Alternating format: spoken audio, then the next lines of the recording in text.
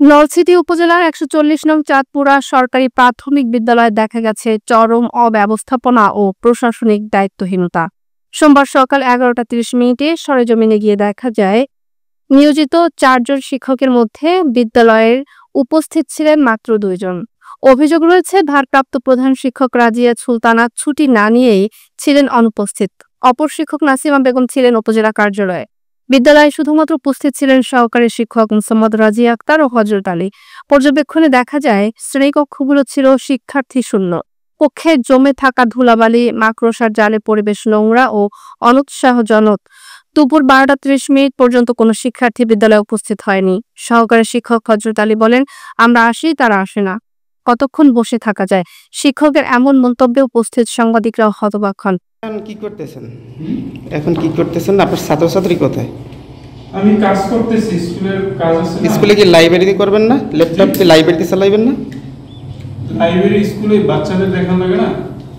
আপনার বাচ্চারা কোথায়? বাচ্চারা আসে না। একদম তো খালি। টিচার আপনারা কি ঝাড়ু দেন না? একদম আন্দুতে ভরে গেছে। মানে 1 বছরে বোধহয় ক্লাস নেন না আপনারা।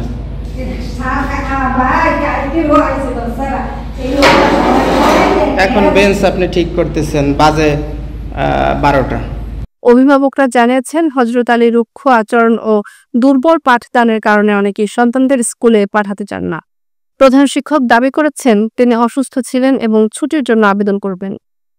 জেলা প্রাথমিক শিক্ষা কর্মকর্তা মোহাম্মদ শাহিনুর ইসলাম মজুমদার বলেন, এটা খুবই দুঃখজনক। ছুটি ছাড়া অনুপস্থিত গ্রহণযোগ্য নয়। বিদ্যালয়ে পাঠদান না হওয়া, নোংরা পরিবেশ ও শিক্ষক আচরণের বিষয়ে তদন্ত করে প্রয়োজনীয় ব্যবস্থা নেওয়া হবে।